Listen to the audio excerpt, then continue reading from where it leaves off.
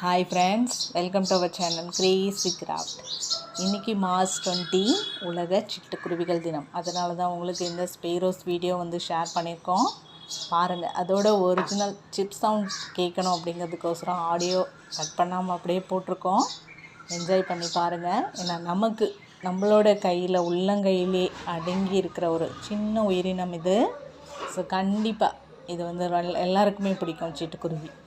ஏன்னா நம்ம வெளியில் வந்தோடனே டக்குன்னு பறந்து போய்டும். அது இருந்தாலுமே அழகு. ஏன்னா அது கற்றுக்கிட்டே அந்த சிப்ஸ் சவுண்ட் கேட்குறதே ஒரு அழகு தான்.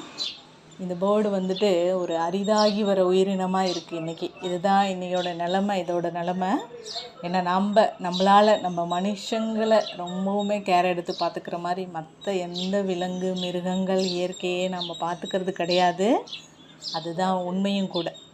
ஸோ அதனால் இந்த மாதிரி ஒரு இயற்கை ஆர்வலர்கள் இருந்தால் கண்டிப்பாக இந்த மாதிரி பேர்ட்ஸு அனிமல்ஸு எல்லாத்தையும் காப்பாற்றணும். ஏன்னா எல்லாருக்குமே அந்த எண்ணம் வரணும். அப்போ தான் இந்த மாதிரி ஒரு அரிதாகி வர உயிரினங்களை நம்ம காப்பாற்ற முடியும். அதனால தான் நம்ம இவங்களுக்குன்னு சிட்டுக்குருவிகள் தினம் அப்படின்லாம் எல்லாத்துக்குமே கொண்டாடுறோம். அதனால தான், ஏன்னா இவங்களை நம்ம பாதுகாக்கணும், காப்பாற்றணும் அப்படிங்கிறதால தான்.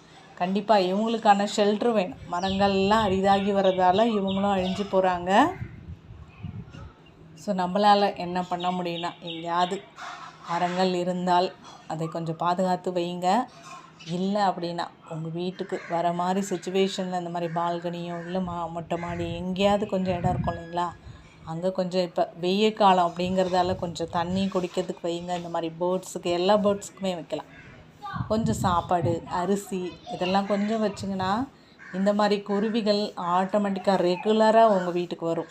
ரெகுலராக அந்த டைமுக்கு சிப்ஸ் சவுண்ட் கொடுக்கும். நீங்கள் சாப்பாடு வச்சிங்கன்னா சாப்பிட்டுட்டு என்ஜாய் பண்ணி போவோம்.